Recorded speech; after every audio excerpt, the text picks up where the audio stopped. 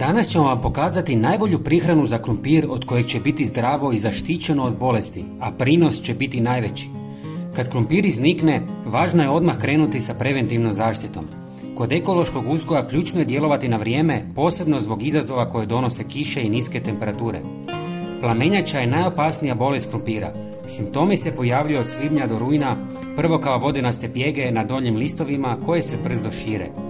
Zaražene biljke postaju nekrotične i trule, a zaraženi gomolji trunu u skladištu šireći zarazu iduće godine. Za zaštitu usjeva odaberite sunčana mjesta za sadnju, poštujte plodored i uklanjajte divlje biljke krumpira. Koristite zdravo dezinficirano sjeme i birajte otpornije sorte. Redovito pregledavajte biljke jer optimalni razmak prilikom sadnje pomaže da se brže osuše nakon kiše.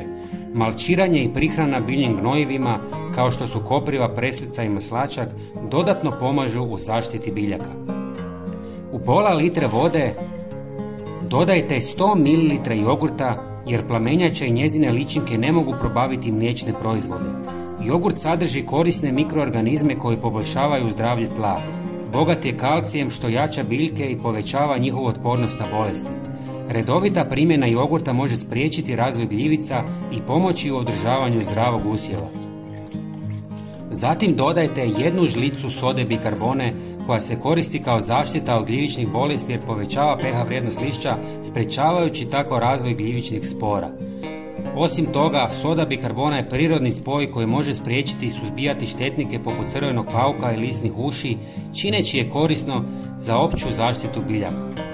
Njena jednostavna priprema i primjena čine je popularnim izborom među vrtlarima koji preferiraju ekološki uzgoj. Razredite sa još pola litre vode. Dakle, 1 žlica sode bikarbone i 100 ml jogurta se miješa sa litrom vode. Ovaj pripravak ne može stajati i potrošite ga odmah.